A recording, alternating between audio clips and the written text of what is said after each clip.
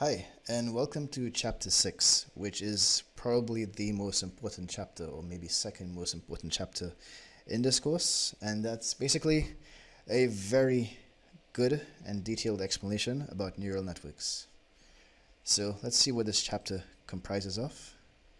So the neural networks explained chapter. Firstly, I give a machine learning overview because deep learning and neural networks are essentially a machine learning algorithm and perhaps one of the best ones ever.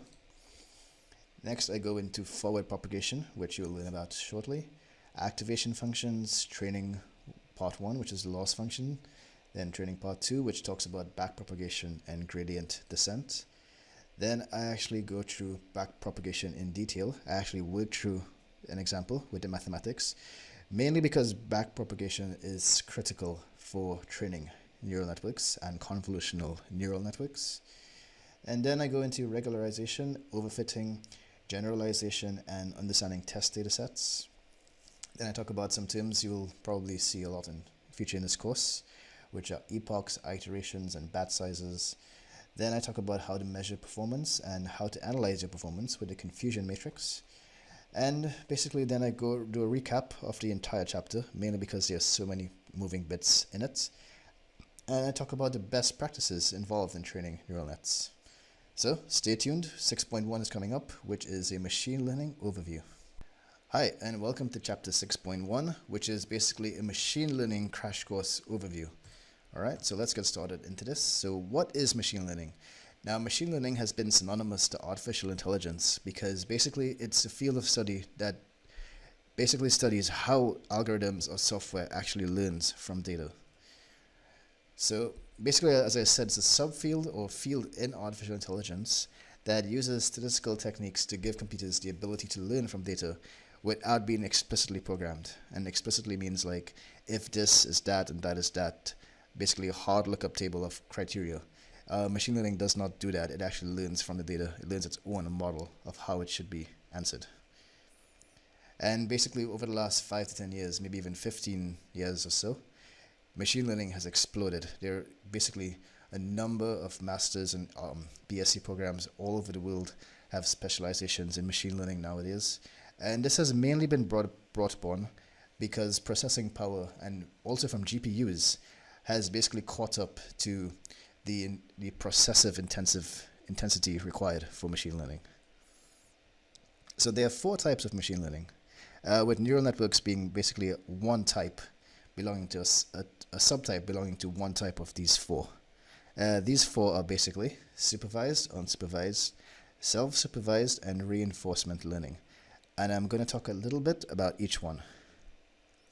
So firstly, supervised learning. Now, supervised learning is by far the most popular form of AI and ML used today, ML being machine learning. Basically because it's relatively easy compared to other things to implement. All we need is a labeled dataset, and we feed this labeled dataset into a machine learning model or algorithm, and it develops a model to fit this data to some outputs.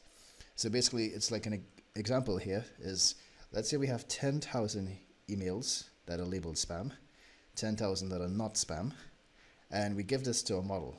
Basically, we give the text and basically subjects and from the sender of the email.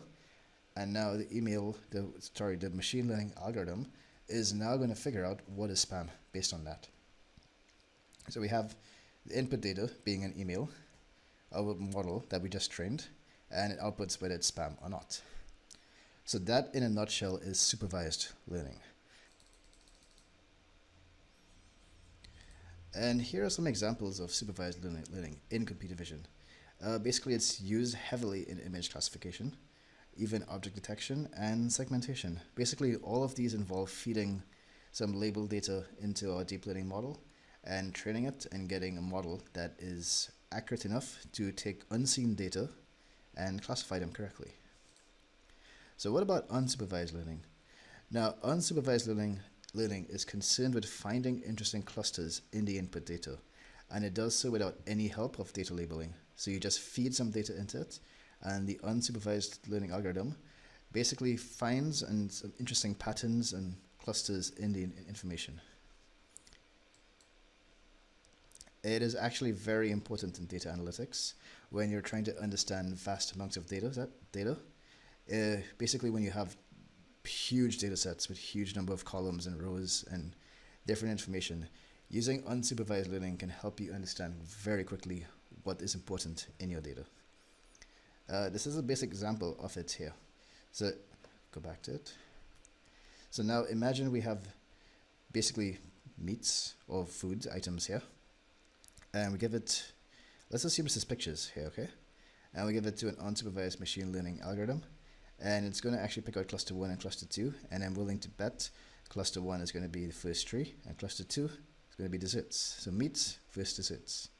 That is the interesting pattern our unsupervised machine learning algorithms help us pick out. So what about self-supervised learning? Now, self-supervised learning is the same concept as supervised learning. However, the data is not labeled by humans, which is pretty interesting. So how are these labels generated? Basically, it's done using heuristic algorithms, for example, autoencoders. And a good example of that is basically trying to predict the next frame in a video given the previous frames. That's a very good example of self-supervised learning. We're not going to deal with any self-supervised or unsupervised learning in this course, but it's good to know if you want to have an overview of machine learning, what they're about. And lastly, we have reinforcement learning. Now, reinforcement learning is potentially very interesting, but however, it's still in its infancy, and it's still a bit tricky to actually do.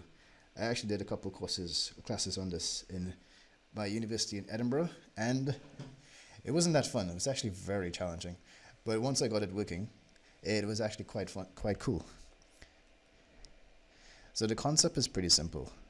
However, it's not that simple to implement, but we basically teach an algorithm something by giving it bad examples or penalties against something. So sort of like learning to play games. It's a very good example of reinforcement learning. You're basically trying different things and getting punished or dying or losing points for something until you come up with a strategy where you're basically minimizing your loss. That is what reinforcement learning technically is. So in machine learning, in supervised machine learning, there's a basic general process which you follow in using every algorithm, whether it be deep learning, convolutional neural nets, SVMs, blah, blah, blah. They all follow this pattern. So in step 1, you obtain a labeled dataset.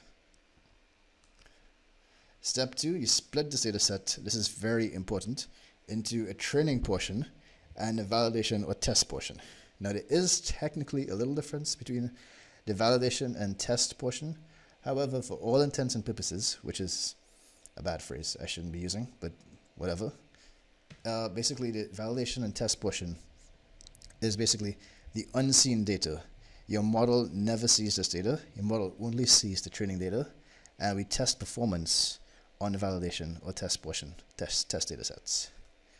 So in step 3, we take this training data set that we split from the original, and we feed it to a model. So a model takes this data and its inputs or labels, and basically learns, tries to figure out patterns. How do I predict this? How do I know what this is? And after some time, it develops a fully trained model. And in step 4, basically we run this model on our test or validation data set to see how effective it is. So here's some machine learning terminology that you're probably going to hear in this course and in the AI world. Basically, target data always refers to the ground truth labels. Technically, in programming languages, you'll see that referred to as the Y, or in mathematics, the Y labels, X being the training data set. Sorry about that. And prediction basically being what our model predicted from some input data. Classes will be basically the categories of your data.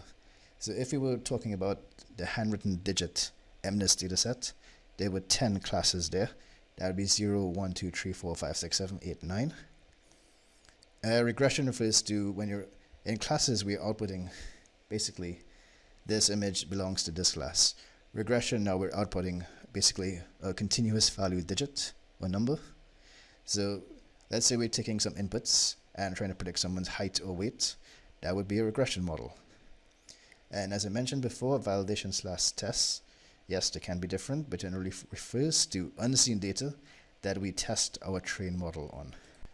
Okay, so finally let's get down to it, and let's get into neural networks. And I assure you, this is probably the best explanation you'll ever see on neural networks online. So let's get to it.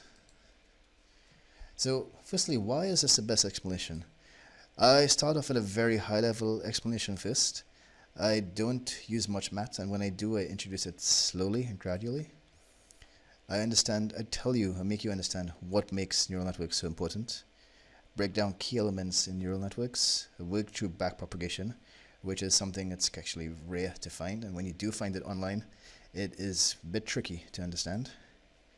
And I walk through gradient descent, loss functions, and activation functions, all of which are very important to neural networks.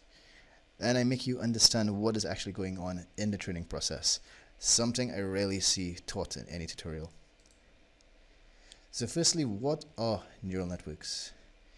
Neural networks, technically, because it's just a big bunch of weights, which are just matrices with numbers, tend to be like a black box, and we don't actually know how they work. Now that's kind of a lie. We do know how they work conceptually. It is so much information sometimes stored in a neural network, we don't actually know what it knows sometimes. But essentially it takes inputs and predicts an output, just like any other machine learning algorithm. However, it's different and better than most traditional algorithms, mainly because it can learn complex nonlinear, and I'll describe what nonlinear is soon, mappings to form and produce far more accurate model. So you get better results from neural networks by far. So this is a mysterious black box. We give it a picture of a cat and it knows it's a cat. How? Same with a gorilla. Same with a dog. So let's actually see what neural networks actually do. So this is a very, very simplistic model of a neural network. It has two inputs here, and these inputs are basically like pixels in an image, you can consider them to be. These are the hidden nodes. These are basically what I told you is the black box information, the hidden area. We don't actually know what these values are. I mean, we do know what those values are, but there's so many of them we actually don't know how to actually interpret them as a human. And basically it does all these calculations in here, and then it outputs two categories, where this could be cat or dog. So as I said, this is basically the input layer here, the hidden layer, and the output layer.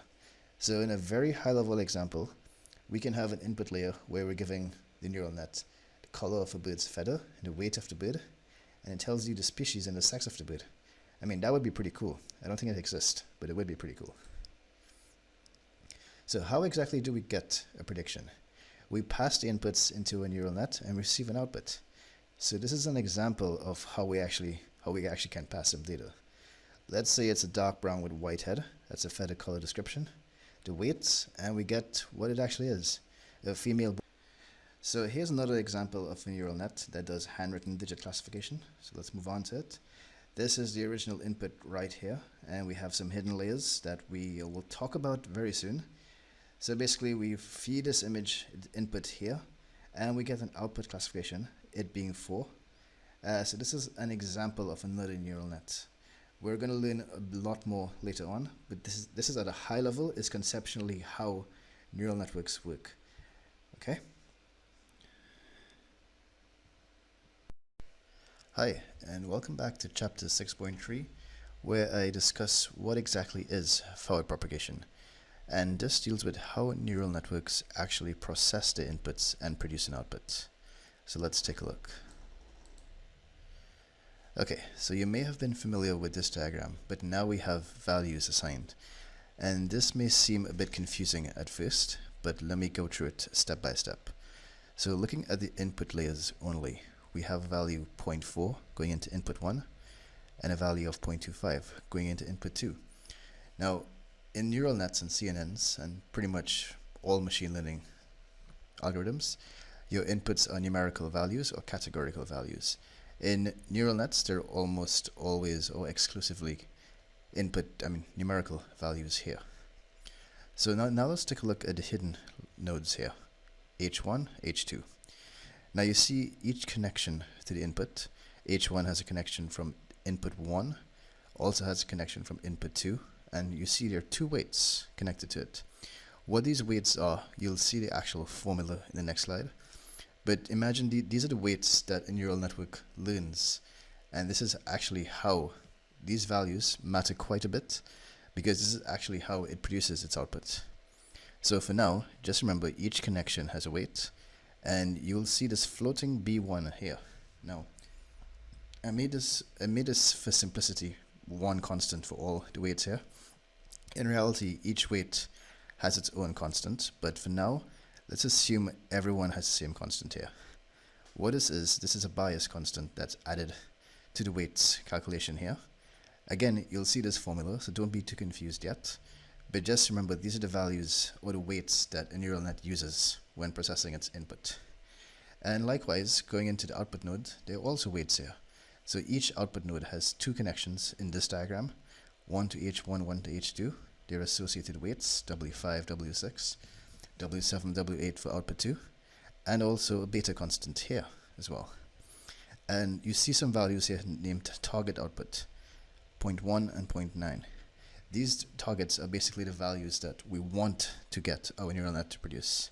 However, in actual fact, we're using some random values here. So we're actually going to see what the outputs actually are. So let's calculate these values. So looking at H1 has, remember I said, had two input values here. One from input 1, one from input 2. And the associated weights here as well. So how do we get the output of H1? That's simple. That's this formula right here. And it's quite easy to understand. It's W1 multiplied by I1, which is 0.4, W2 multiplied by I2, plus B1, which is this constant I told you here. And in calculating this, you end up getting 0.8675, 0.4 by 0.2, plus 0.25 by 0.35, plus 0.7 gives you this. So that's H1's output. What we can do now is look at the formulas for each one here. H1 is this, H2 is this, and likewise the output node here, its value, is going to be in similar form here as well. It's going to be H1. Remember, this is the H1 now, the output of H1 is now the input into here. So that's W5 times H1 out, W6 times H2 out, plus B2. And similarly for output 2, it's going to be H1 times W7, H2 times W8 here, plus beta 2. This is a general formula here for every output node. So we can have multiple layers here going, and it's always going to be the sum of the weights plus the inputs plus the beta constant. So we actually have the formulas now, what this means. So you can actually see it a little bit more explicitly here. Okay, so moving on to the next slide. This is how we get H2. If you wanted to work it on your own, you could have, but I did it for you right here. And H2 was these values here, which was 0.4 by where was it here? 0.4 times 0.15, it's H2. So 0.4 times 0.15, 0.25 times 0.5 here, plus 0.7 gives you this. Okay, great. Don't know why I have it twice here. I'll have to fix this later on for you guys. So now let's get our final output here. The final output now, for output 1, is this. We take the values. Basically, remember we got 0.8675 and 0.885. 0.885 was here, and 0.8675, if you remember, was this one, H1. So we have H1, H2 inputs now, and we just multiply by the weights going forward here to get the output 1 and output 2. So these are the actual outputs we get now.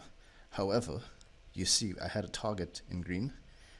Output 1, we wanted it to be 0.1, wanted it to be 0.9. What does that mean? What do I mean by saying we wanted it to be these things?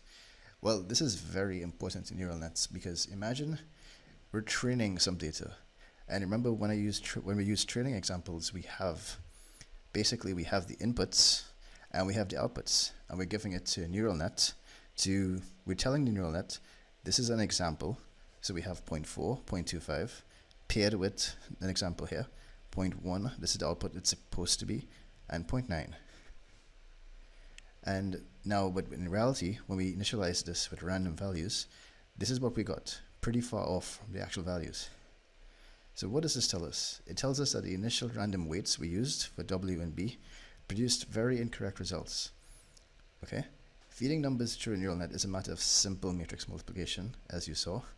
And our neural net, as you know, is just a series of linear equations. These equations here. So this is the basis of what forward propagation is. You're going to see very shortly how important basically these, let's go back to it here, these values, knowing these values and calculating the difference between our actual values and these values are. Okay? So now this is a good time to actually talk about the bias trick. Now it may confuse you, and I hope I don't confuse you too much, but the bias trick basically tells you that it's basically a multiplication tool to show you this is how neural nets do it much quicker. So remember I said we have weights coming in. These weights are the associated weights of the inputs here, okay? So imagine we have these weights coming in here. This is the xi, these are also the inputs as well. Sorry, these are the inputs, the weight inputs here, input values, these are the weights, and these are the beta constants. Now, how do neural nets actually do this calculation quickly? Well, there's something called the bias trick now.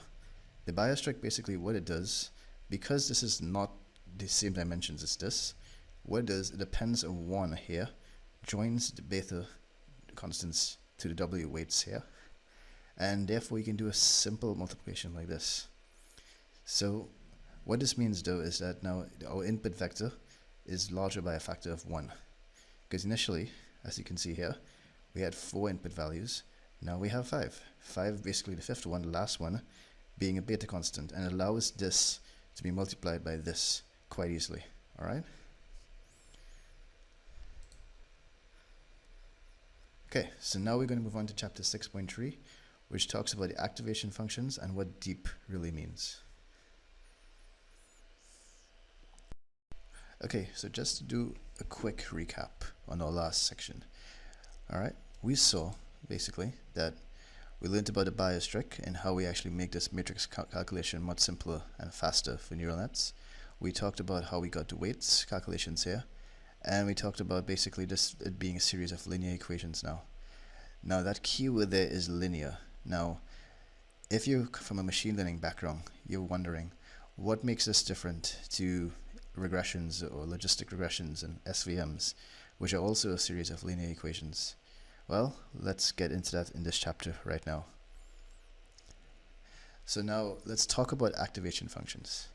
So I showed you in the input nodes that it was just the input value multiplied by the weights plus the bias, and the sum of those that goes into the node is what produces the output. However, in reality, yes, that is true, but it's these wxi plus beta inputs here actually are passed into an activation function. And basically, the simplest term of an activation function is that the simplest type of activation function is that this one here, a max 0 x1. What this means is that any value over 0 is going to be passed. Alright? Now I'll tell you why this is important later, but just imagine we have a function, a max function here, and we have this weights going into it. So let's see our weights. Remember we got 0.885 for H2, I believe. Let's assume our weights give us 0.75. This max function, because it's thresholded against 0, which means that anything below 0 will be negated, and you see that here. However, anything above 0 will be allowed. So that's in this example here, 0.75 is allowed. However, if the weights give us a negative value, which can happen easily, then fx is clamped at 0. It doesn't take 0.5, it doesn't take any positive value, it just becomes 0 with this activation function. So let's talk about the ReLU activation function. ReLU stands for rectified linear unit, and it probably is the most common activation function used in CNNs and neural nets. Now the appearance is quite simple, you just take a look at it. Basically it's this, it clamps any negative value to 0, so there's no negative values being passed going forward, and the forward values are basically left alone. So the forward values are x, which are always positive. So it's basically this, ReLU. So why do we need these activation functions? So remember I said, if you're coming from a machine learning background, you're thinking so far without the activation functions, neural nets basically are just another form of, basically not a model, a linear model. However, having activation functions allows us to basically express the non-linearity relationships in this data. Most ML models have a tough time dealing with this. Alright, so the huge advantage of deep learning is its ability to understand non-linear models. And what do I mean by linear? Now, imagine we have two categories of data. Imagine, just for expression's sake, this is cats, this is dogs. And now, a linear separable data will be easily, this is called a decision boundary, will be easily separated here. However, non-linearly separable data is going to require a much more complicated function to do.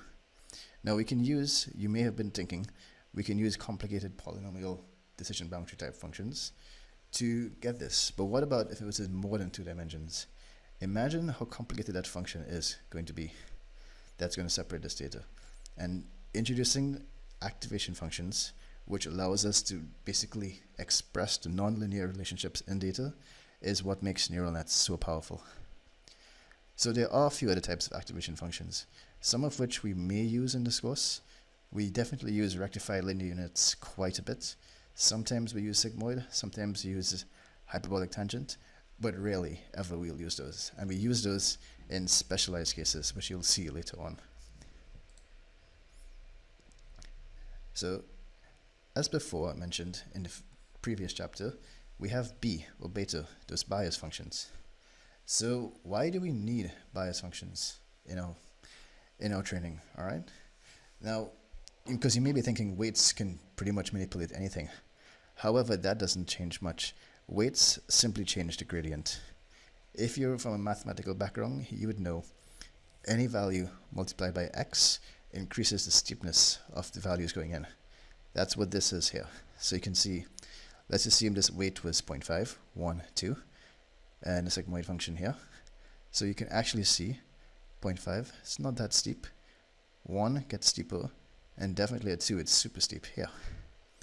However, what if we wanted to shift this curve left and right?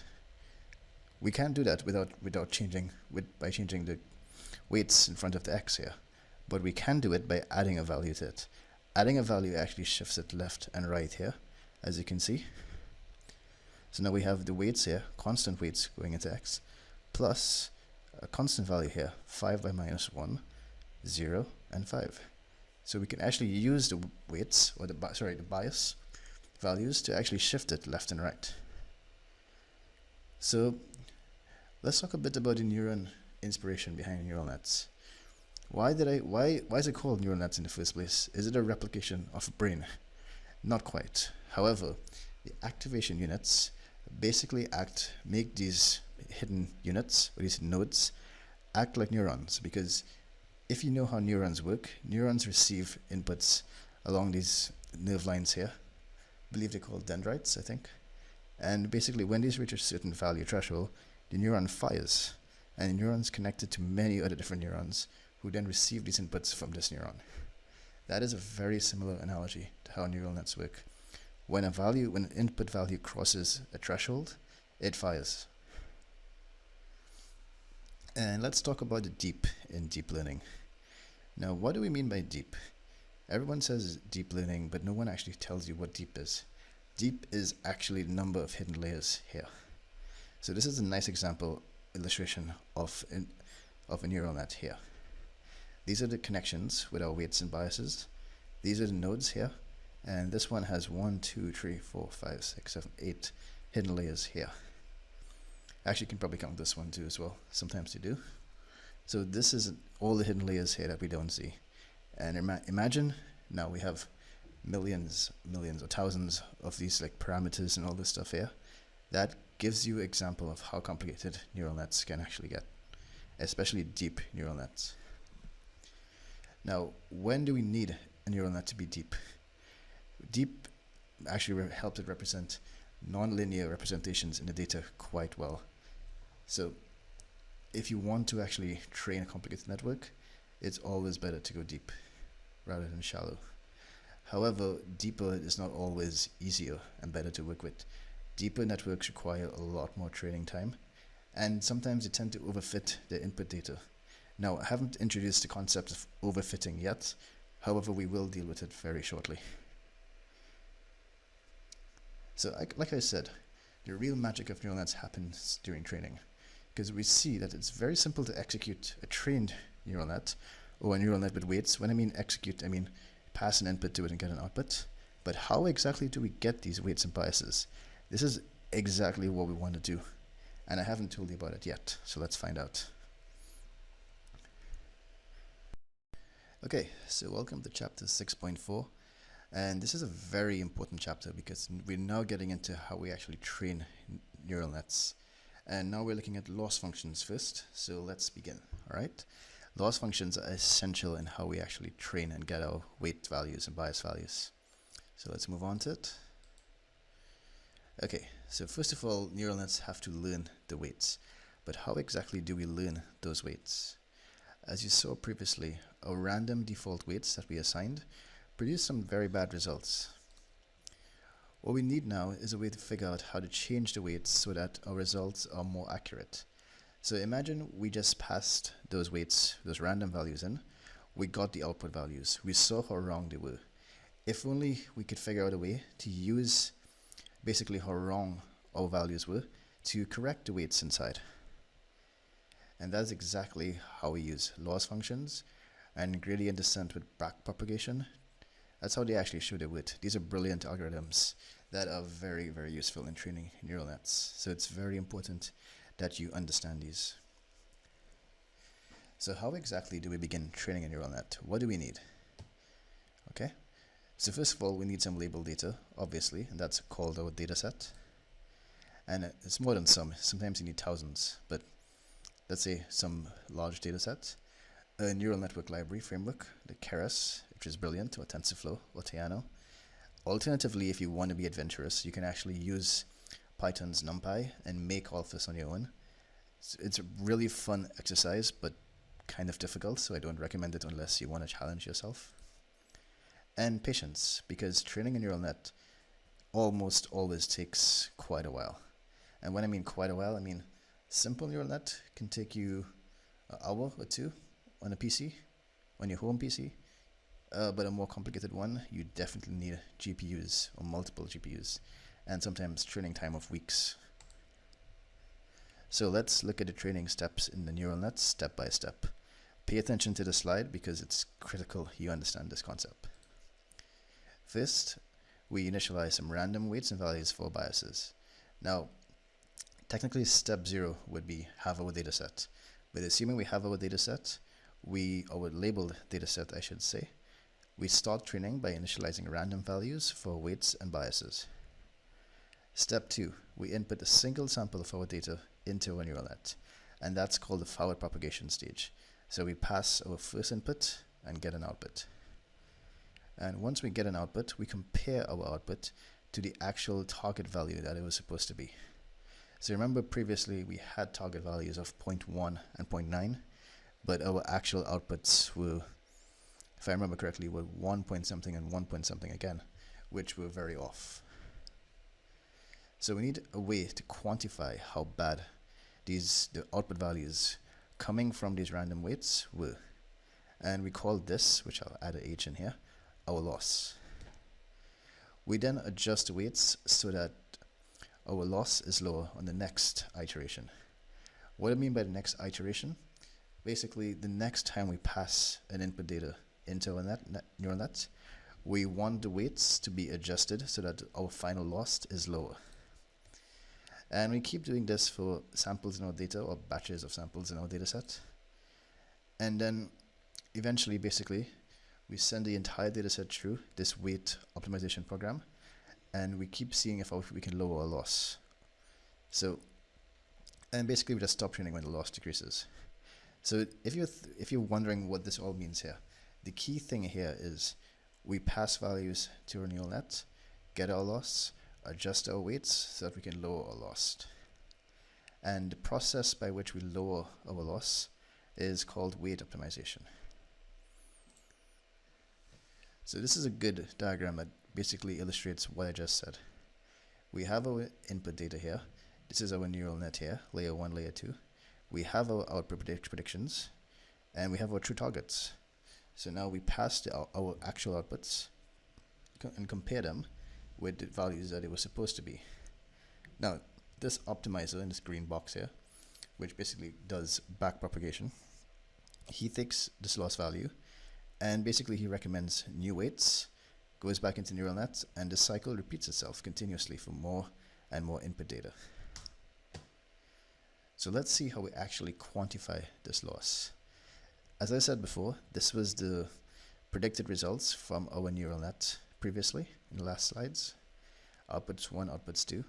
These were the target values that it was supposed to be, and these were the actual results we got from our random values. As you can see, the difference between predicted and target is quite a bit. 1.16 is nowhere close to 2.1, and likewise, all of this is closer. So let's talk about loss functions now. Loss functions are integral in training neural nets as they measure the inconsistency or difference between the predicted results and the actual targeted results. They're always positive, and they tend to try to penalize big errors as well. The lower the loss, the better the model. Always remember that. There are many different types of loss functions. However, MSE, called mean squared error, is quite useful and perhaps the most popular. And this is a simple formula for MSE here.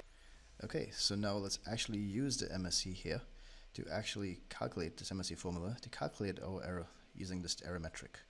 So we had 1.16475 and 1.29925, and basically applying this formula to it, this is the MSE values we get here. So that is actually quite simple to execute. It's important to understand. Note that we turned our errors into positive values by squaring them here.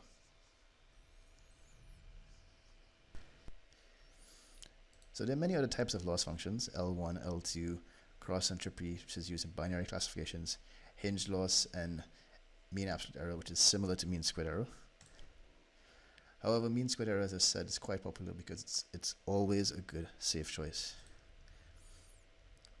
Note, a low loss goes hand in hand with accuracy, yes. However, that doesn't necessarily mean good values on training data are good. We always have to assess our loss and accuracy on the test data, which we will get some hands-on experience with later in this course. So let's see how we'll use the loss to correct the weights. Getting the best weights for classifying our data isn't a trivial task, especially when we have large image data, which has thousands of inputs for a single image. So in our simple neural net here, we just have 2 inputs, 2 hidden nodes, and 2 outputs. How many parameters are there in this? Now, this is the formula here for determining the number of parameters in a neural net. It's quite simple. It's the input nodes multiplied by the number of hidden nodes plus the hidden layers multiplied by the outputs plus the biases. So the hidden nodes here were 2. Sorry, the input nodes were 2. Hidden layers were 2. Okay. As hidden nodes, I should say. Plus 4, which was the hidden layers. Sorry, plus 2 by 2, which is also 2 here, plus 2 here, plus 4, which is the biases here.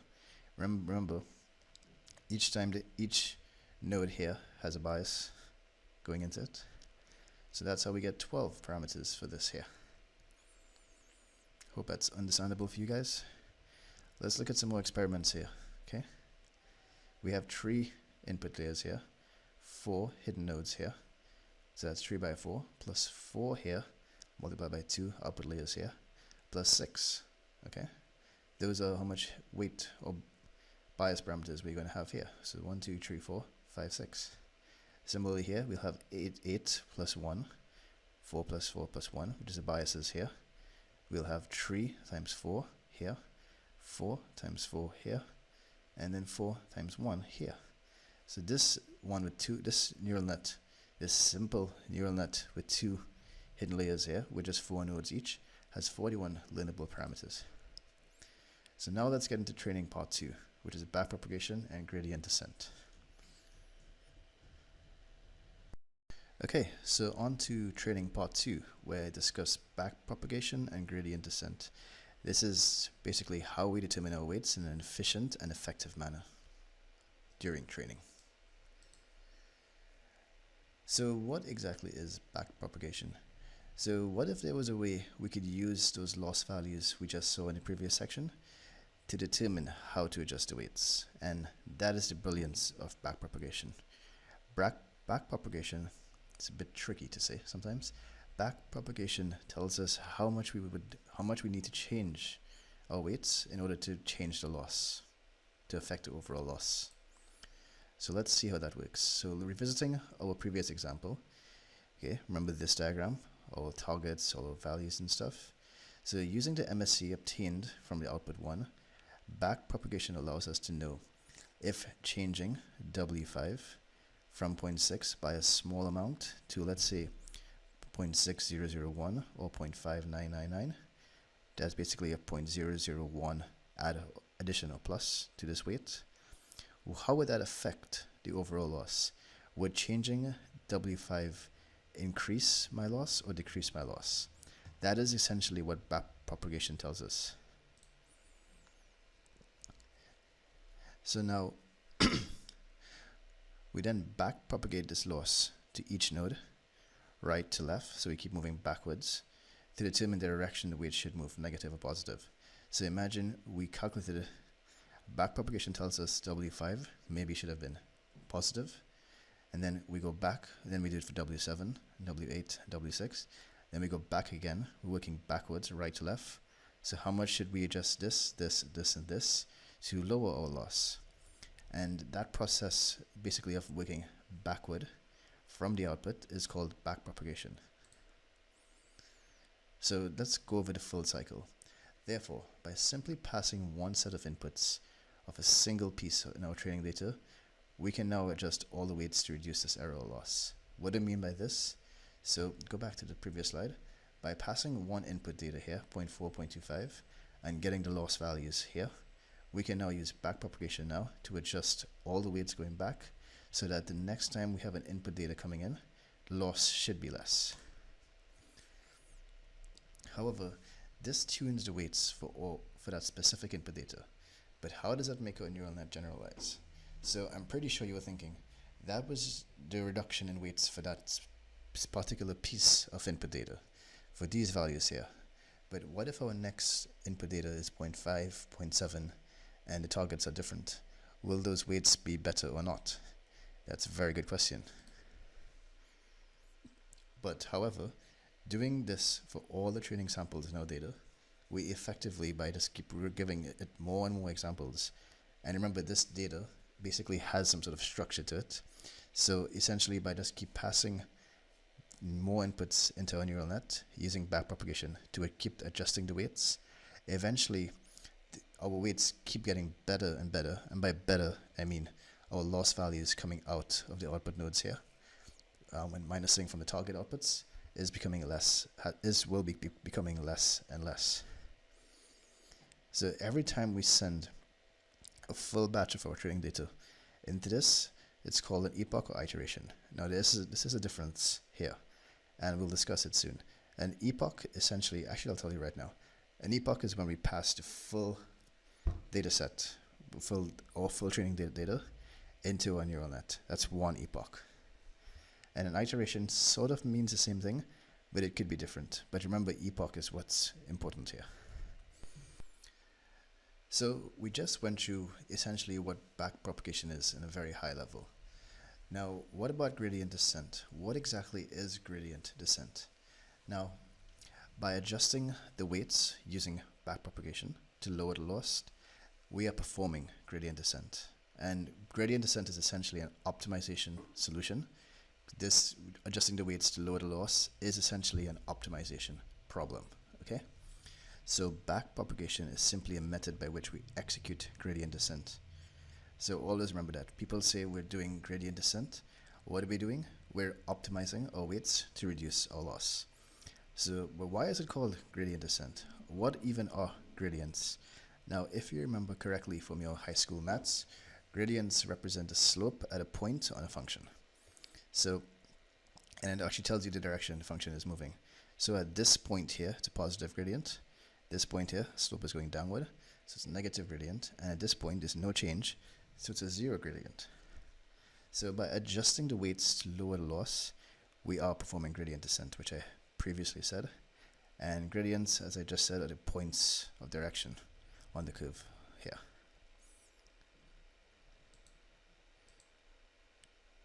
So a bit more about gradient descent. Now, performing gradient descent on these functions here could be a bit tricky sometimes. And why is that? Imagine our function looks like this. And we're trying to find this. This is actually our real function. Like let's just say this is a real representation. I know it's a 2D thing, but if you try to visualize it, that is what a neural net is. It's basically, we have this multidimensional function that we're trying to get. And by getting, what I mean is that we're trying to adjust the weights so that we get we basically try to adjust the weights so we lower the loss to get this function. So, but what if now, these are points here where there are minimas, maximum and minimum points, if you remember from your math class. These are called local minimas. Why are they local minimas? Because they're just in this section of the curve, they're basically the lowest point in gradient. Hehowever, the global minimum, which is the actual minimum gradient, minimum point here, is here. So oftentimes when training, you hear the term, we tend to get stuck in local minimas. That is this here. That is when we're adjusting our weights sometimes by too large values, and that you'll see that parameter called learning rate afterward, which is how much we adjust these things by. All of this will be explained in the next chapter when we actually do a worked example of backpropagation. But essentially what we're trying to do is find the global minima.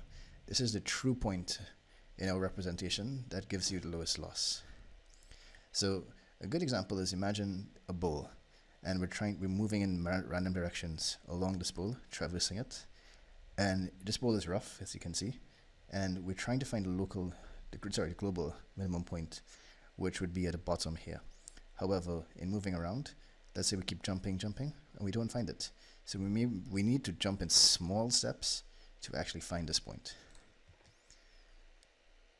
So that brings us to stochastic gradient descent. So naive gradient descent is computationally very expensive and slow, and it requires exposure to the entire data set, then it updates the gradient.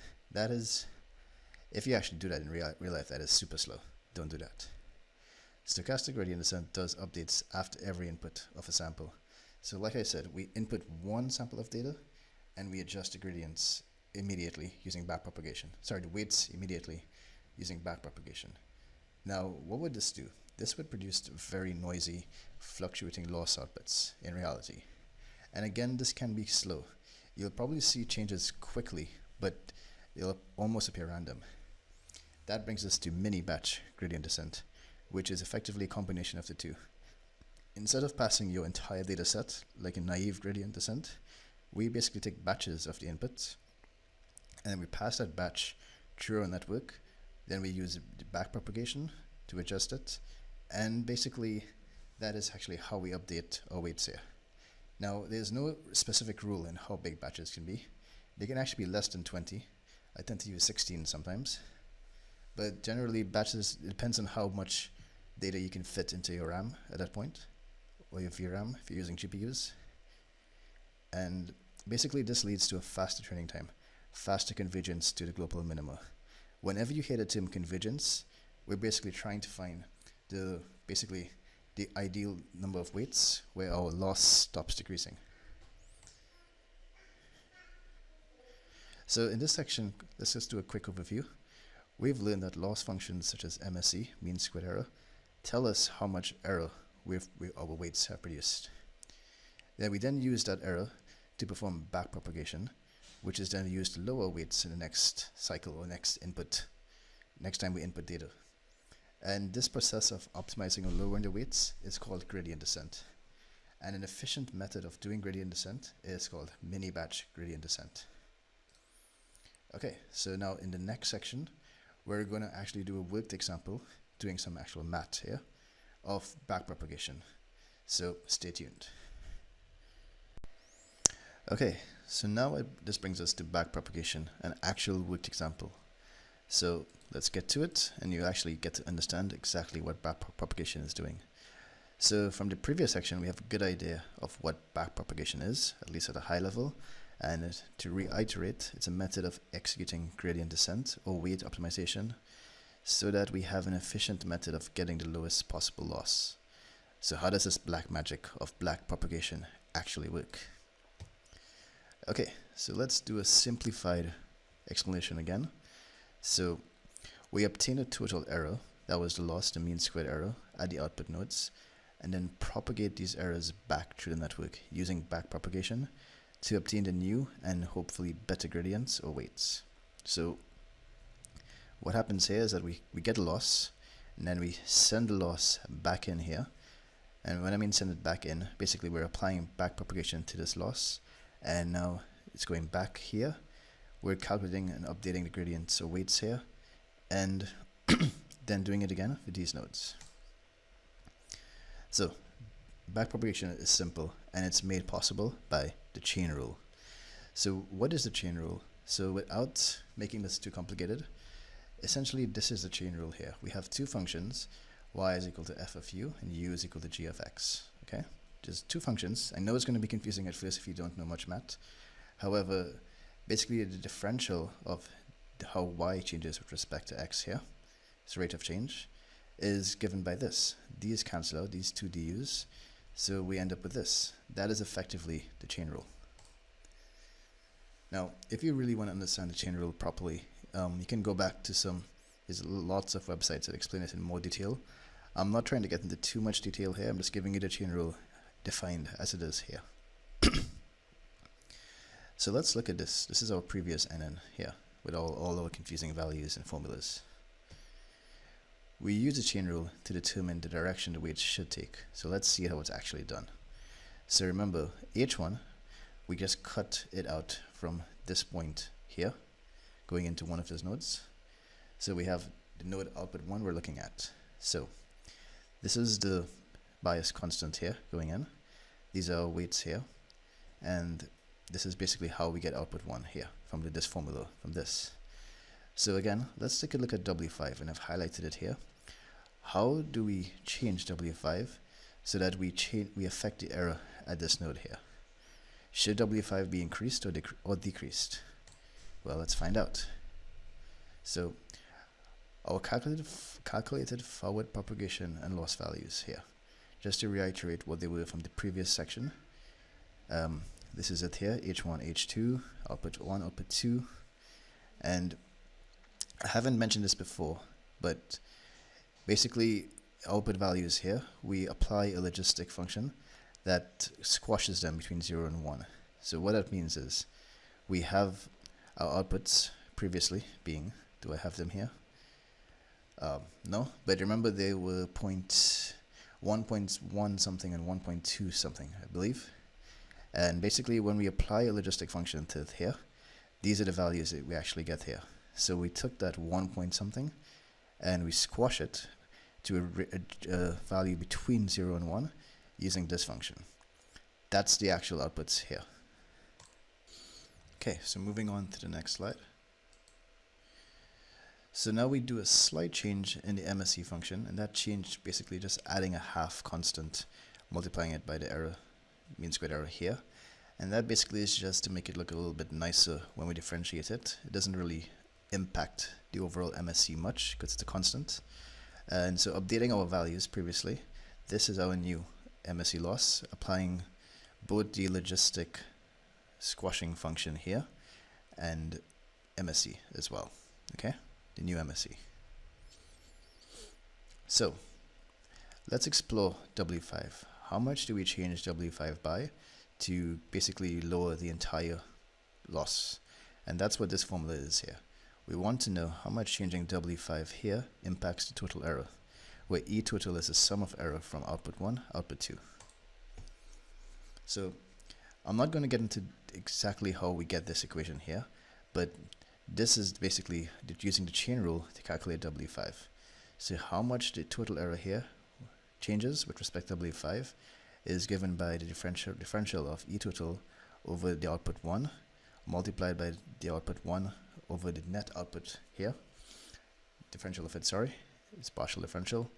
And this as well here, how much this output 1 here changes, net output 1, with respect to the change in W5. So these are the three pieces we need of the chain rule to get this. Now let's look at this here, E total. E total is basically half output 1 output here and output 2 here. That is how we actually get E total. Because remember, going back to the slide, we know the output 1 here, what his predicted value with our random values were. So his predicted value was something, his target value was something else. So we just basically apply what output 1 here is for output node 1 and add it to the mean squared error of output 2. That's how we get E total. So now let's differentiate E total here with respect to output 1. Okay? Because that's what the first term in our chain rule here is. So this gives us 2 by a half, which cancels off to be 1, 2 minus the exponent 1, and since this has no output 1 here, this basically is treated as a constant, so differential of a constant is 0. So simplifying this, we get this, and we actually have the values of this. We have the output 1, which was, let's go back to it, 0.7 here. And we have the actual target value, which was 0.1. So E total of output 1 is 0.64. Brilliant. So now let's get the second term here, which is differential of output 1 over the net output 1. Let's see what that exactly means here. So net output 1 is basically the application of the sigmoid function for it there, for the output 1 node. Remember, we apply the sigmoid function here to the outputs. So let's go back to it now. So how do we differentiate this? Now, fortunately, the partial derivative of a logistic function is the output multiplied by 1 minus the output, which is this simple thing here. So now we have this value, 0.742. Let's go back to see how we got it. That's output 1. Just to reiterate, that came from here, output 1. Now, I know I'm going a bit too fast for most of you guys to keep up. This actually took me a couple hours, embarrassingly, to work through, 2 hours. So take some time if you want, print out these slides or have them up and work through them. If you really want to get a proper understanding of this, just work through them on your own. Okay? So that gives us this 0.74, 1 minus 0.74, which gives us negative 0.191293. So that's now our second term in the chain rule. So let's go forward. Get a third term now. Third term was differential of the net of output 1 over differentiated with respect to dW5. Alright? So net of output 1 is this here, W5, that was this input, if you can visualize it here, times the output of H1 plus W6 times the output of H2. Should have probably had a drawing of it here, but we can just go back to it quickly if you want to just see it. That's this here, this formula right here. So let's differentiate it with respect to W5. So differentiating it here, we just get this term here, 1 by this, because this differential of this would be 1, plus this is a constant, this is also a constant here. So we just end up with a simple output H1, which 0.70, which we know from, let's go back to it here. Or where is it? This is it here, H1.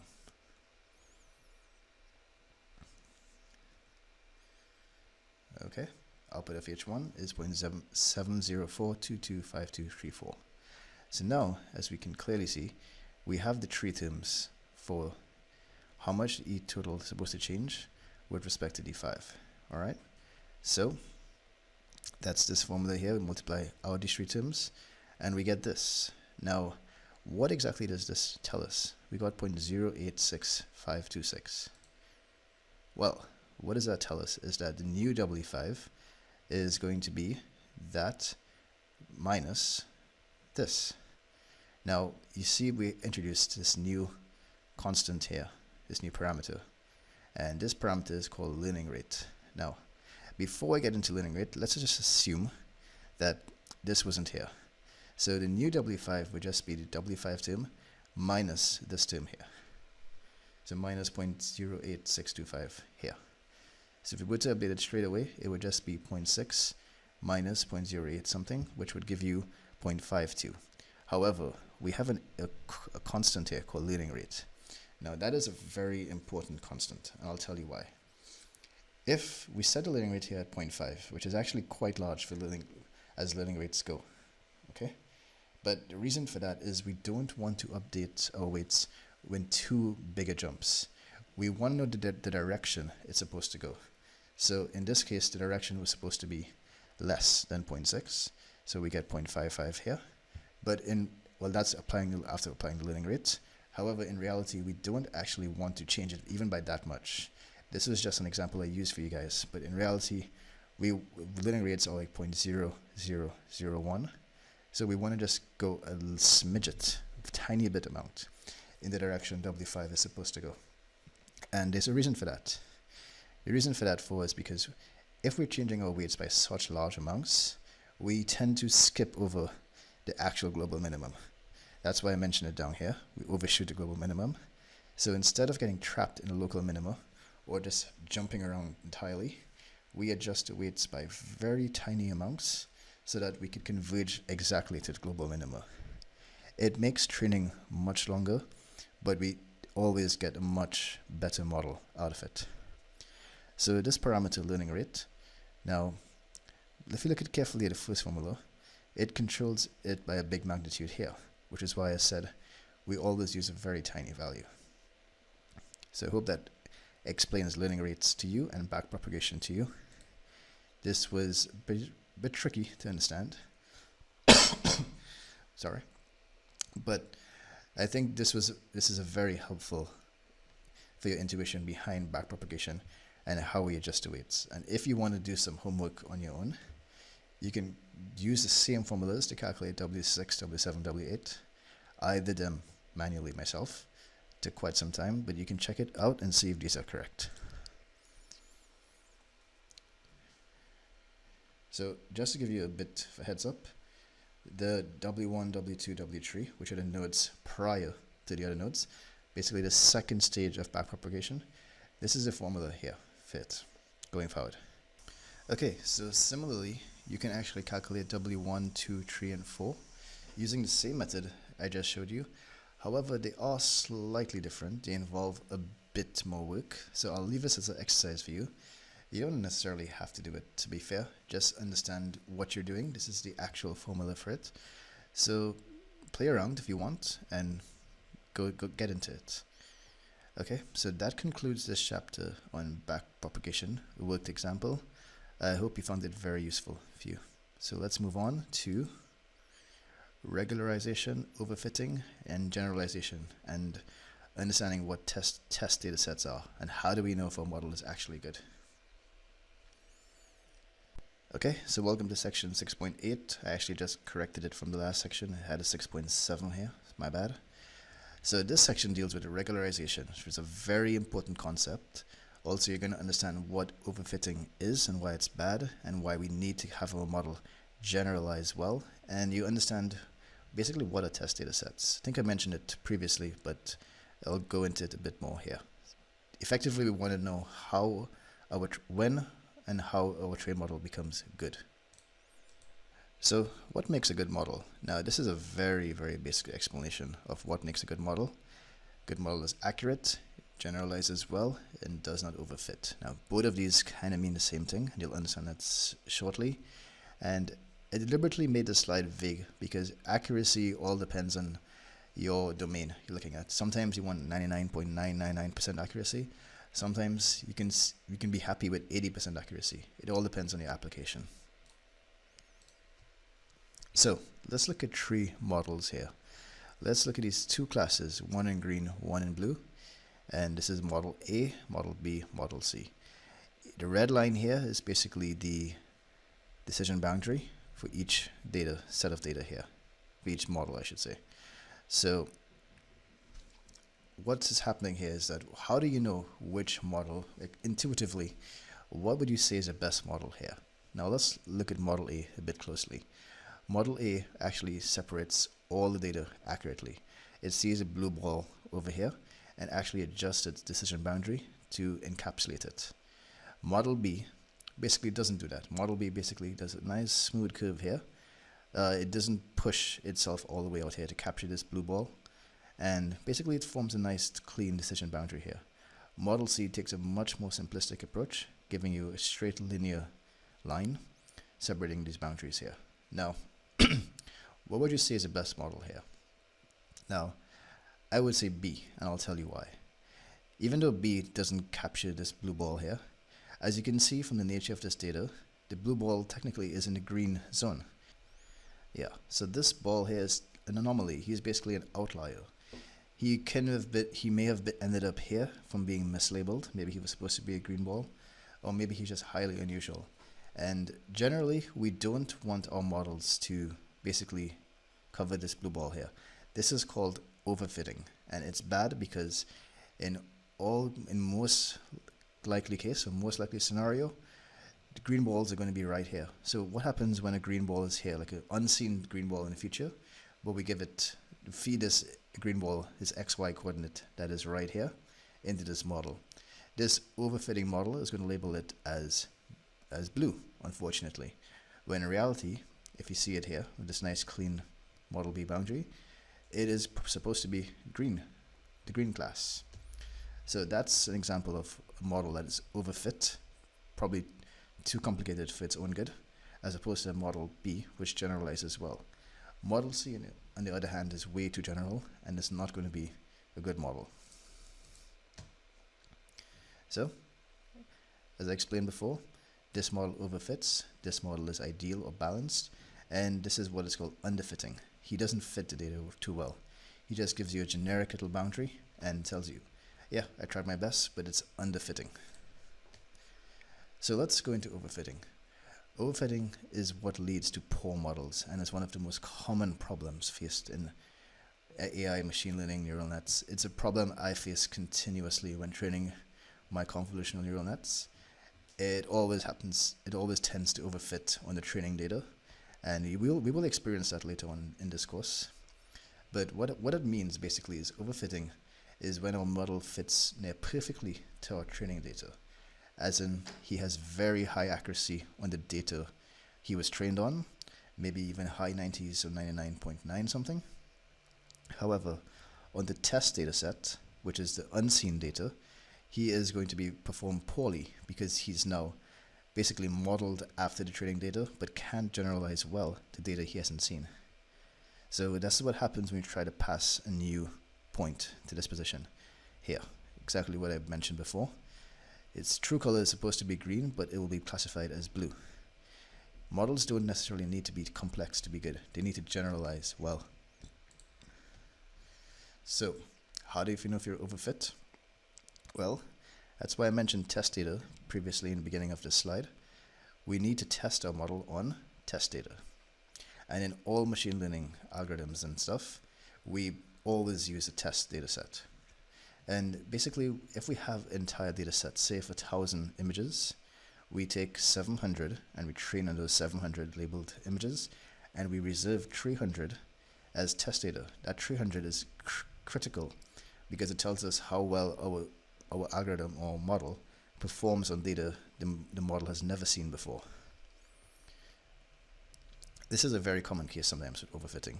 95% plus accuracy, but on test data you get like 70%. It's a perfect example of overfitting. So overfitting illustrated graphically. Here's what happens.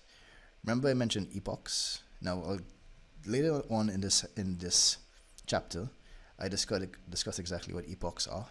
It's basically every time we send the full training data set into our training algorithm, we have completed one epoch, and we need to train for maybe hundreds of epochs sometimes to get a good model. Usually that's not the case. Usually you can get away with training 20 to 100 epochs, but generally that's what we have to do to get the best models. So this is an illustration of what overfitting looks like. So look at the training loss here in red and accuracy. Loss is going down quite well. Accuracy is going up close to 100%. The scale of the accuracy is on this side and loss is on this side, and epochs are to X. And now look at the test. The test loss basically just fluctuates between 1 and 1.5 and actually goes up in the end. It's not good at all. And look at our test accuracy. He's hovering at abysmal rates of like below 50%. And while his training data is at 100%, this is actually extreme overfitting, to be fair. It doesn't actually ever get this bad. At least I've never gotten it to be this bad. But it's a good example of what we actually see happening in the real world. Good training accuracy, poor test accuracy. And that's overfitting. So how do we avoid overfitting? Now there are many techniques to avoid it, and I'll discuss it soon in this slide, in this section. Now, overfitting is a consequence of our weights. Our weights have been tuned to fit our training data, but don't fit. They're overtuned in a way so that they don't perform well on test data. And we know our weights are a decent model, just too sensitive to the training data. So is there a way to fix this? What I mean by too sensitive, I mean it's just optimized exclusively for our training data. So we can avoid overfitting by using a smaller, less deep model. Deeper models can sometimes find features or interpret noise to be important. Noise was an example of this here. This clearly wasn't that important, but yet a deep model will actually try to figure out and model this. So that's because due to their deeper abilities, deeper networks have abilities to memorize more complicated features. And that's called the memorization capacity. But there's another way, and that's called regularization. I don't often recommend, or I shouldn't recommend, using less deep models to get better results, because there are other ways around it, and you want to actually always have a deep enough model to represent complicated patterns in your data. So let's see what techniques we can use to regularize. So what is regularization? It's a method of making our model more general to our dataset. So basically, regularization will take a model that produced a decision boundary like this and sort of tweak it so that it becomes like this. And let's see. Now, it's not actually doing it. That's the actual term of regularization. We basically want to get a model like this and not like this. And let's find out how we do that. So there are a few types of regularization. There are actually more than this, but these are the basic types. There's L1, L2 regularization, cross-validation, early stopping, dropout, and data augmentation. So let's look at L1, L2 regularization. These are techniques that we use to penalize large weights. Large weights of gradients manifest themselves as abrupt changes in our model's decision boundary. And by penalizing them, we're effectively making them smaller. L2 is known as ridge regression, L1 is lasso regression. Now, there's a lot more theory behind these things here. I'm just basically showing you the formulas of what they actually are. So, as you can see, this is basically what ridge regression, or L2, is here. This is our MSC here, but we're actually doing something with the weights here. What are we doing? We're applying a constant here over 2, and the sum of the weights squared. And L1 is not squared, it's just the absolute value of the sum of the weights. So this parameter here controls the penalty we apply. So via backpropagation, the penalty on the weights is applied to the weight updates. So the difference is that between them basically is that L1 brings the weights of unimportant features to 0, thus acting as a feature selection algorithm. You may not know what feature selection is, but if you want to know what feature selection is, it's basically trying to find out, we have like 20 inputs, what input is the most important to our output. Okay, that's also known as sparse models as well. Whereas L2 penalizes it even more. It doesn't bring it down to 0 though, okay? So effectively what we're doing here, just remember, L1, L2 prevents our weights from being too large so that we don't have abrupt changes in our model. Abrupt changes basically mean things like, go back to here. We basically try to make this smoother instead of having this abrupt gradient changes here. So let's go into cross-validation. Now, cross-validation is something I rarely ever use because and I'm just not that used to using it. I used to use it a lot doing previous machine learning stuff, but in deep learning I don't use it often. But if you want to know what it is, it's quite simple actually.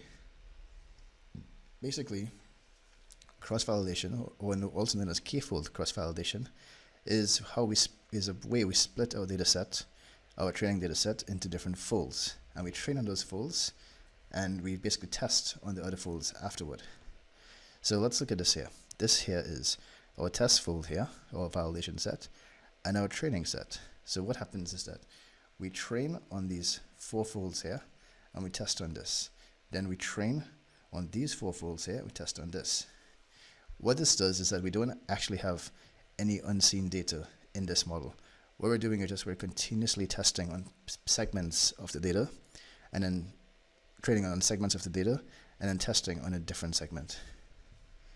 It reduces the overfitting, yes, but it also slows down the training process.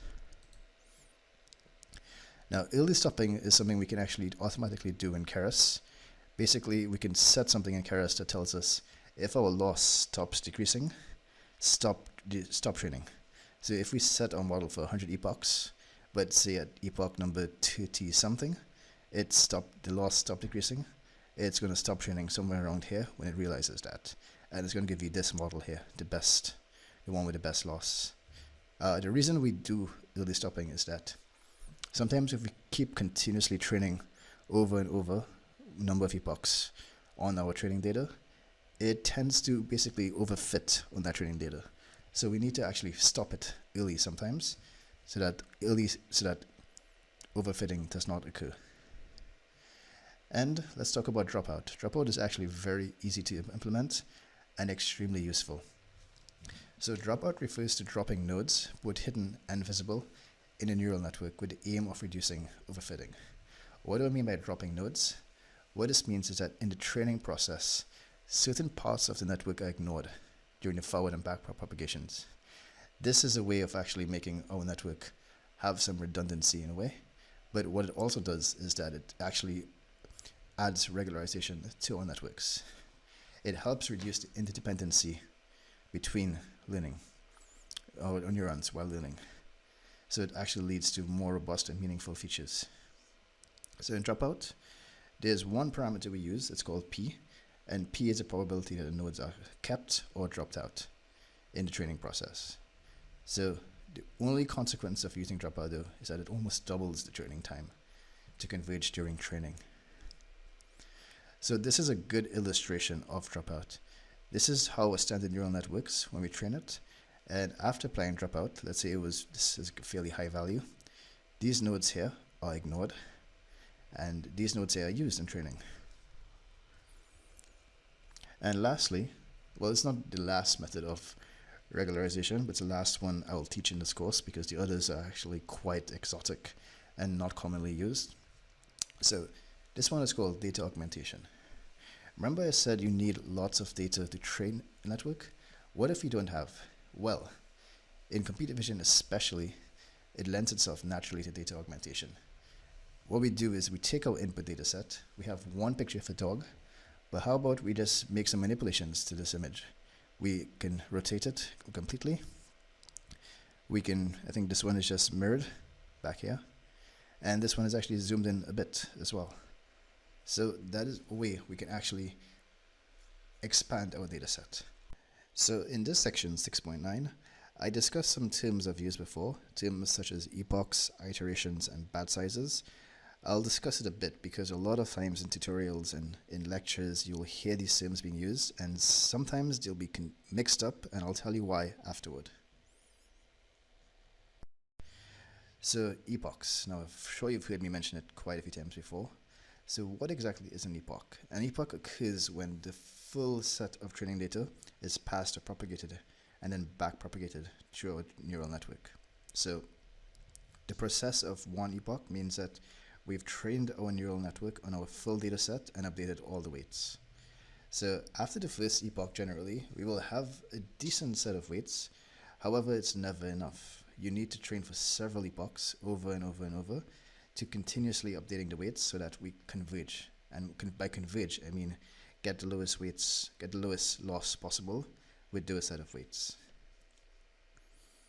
Now, batches. Now, in every time you train in Keras or any CNN or any neural net, you'll see they specify how much batches do you want. Now, batches aren't super critical like batch size.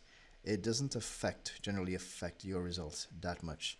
But what you need to do though, the bigger the batch, generally the better. However, you're limited by your RAM or video RAM if you're using GPUs. You can't put all the data at once into a batch, so you need to split it up. So generally, if you're using image data and it's basically resized to something like say 100 by 100 pixels, you can use a batch size of maybe 16 to 32, depending on how much RAM you have. I'm assuming you may be using at least 4 to 8 gigs of RAM, so a batch size of 16 is generally quite good. So actually, I failed to mention one thing though.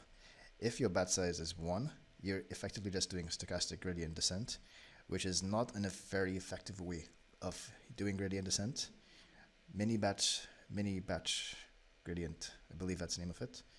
But using mini batches is basically the best process to actually train and implement gradient descent. So what about iterations? I used to get confused between iterations and epochs quite a bit. However, the difference is quite simple. Iterations are just simply how many batches we need to complete one epoch. Now, the reason I used to get confused for was because I had a professor who would say you train your neural net for 10 or 100 iterations. And that was because I think he was using MATLAB to train. And in MATLAB, at least maybe in the library he was using, iterations were actually meant as epochs. And I don't even know what epochs actually were at that point. They were just iterations. But I mean, I don't even know what iterations were called. Maybe they were called batches or mini batches, perhaps. So in our previous example, which on this page I didn't actually discuss, but let's say we had 1,000 samples of data and we specified a batch size of 100.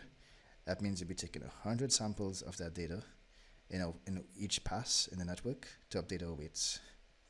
So we have 10 basically iterations to complete one batch, as I said right here.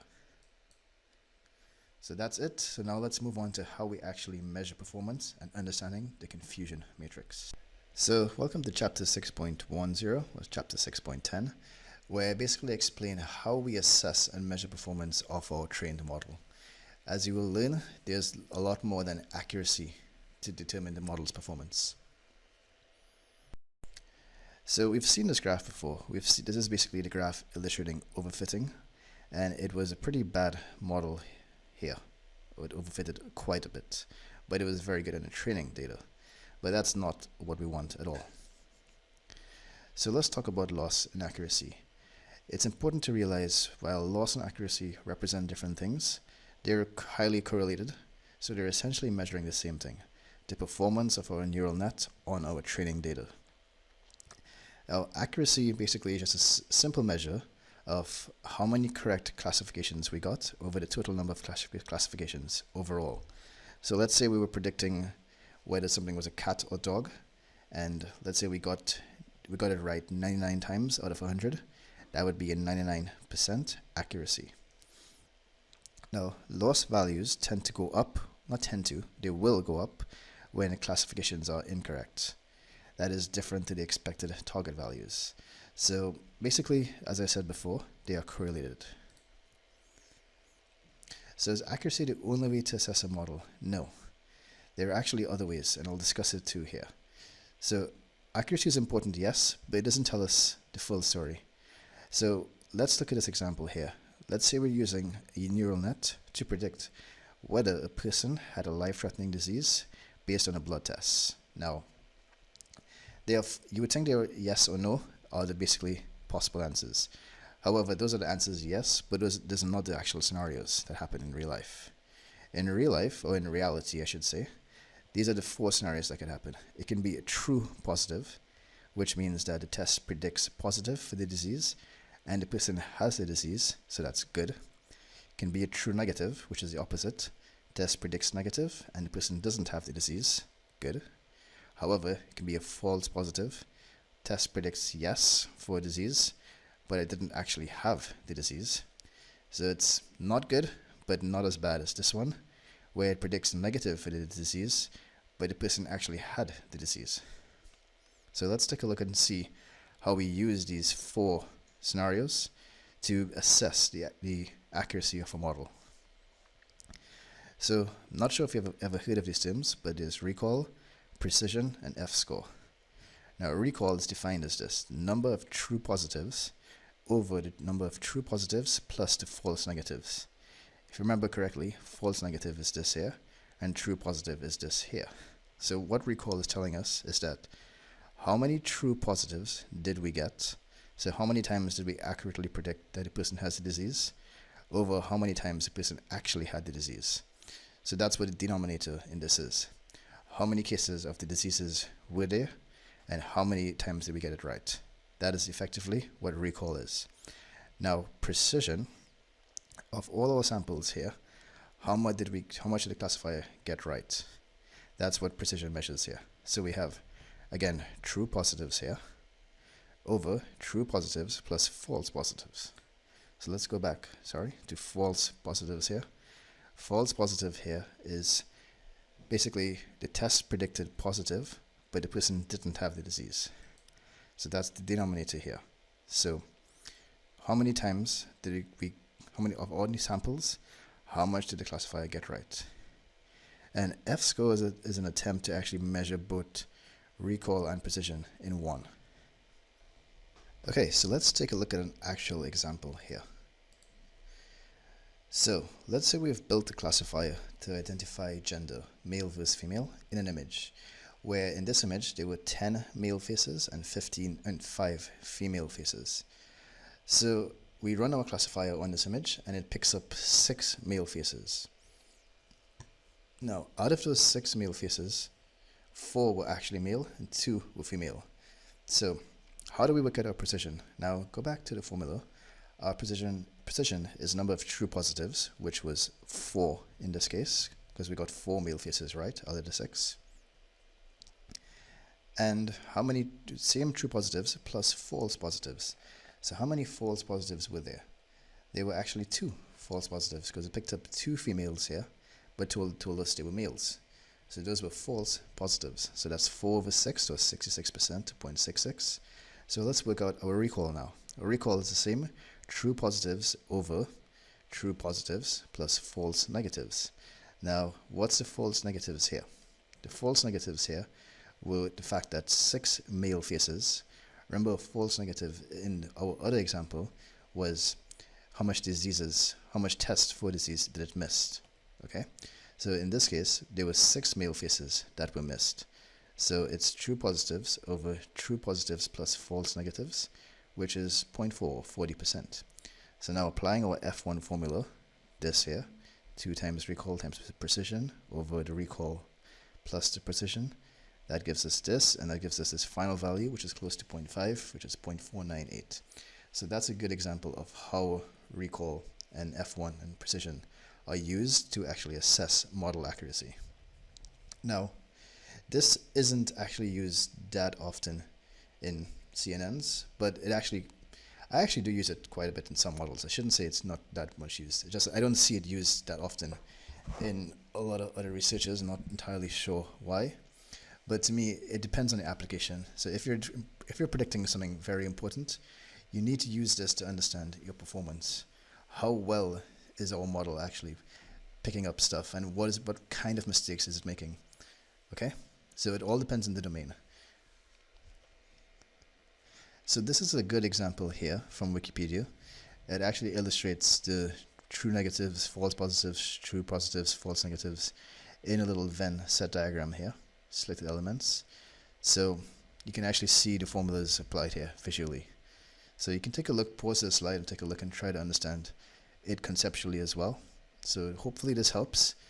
The point of this chapter was to actually show you that accuracy and loss are not the sole metrics we use to assess performance. So now let's go on to a review of everything we've just learned.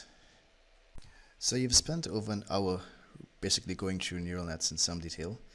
So I think it's about time we actually do a review and basically try to reiterate everything we've just learned.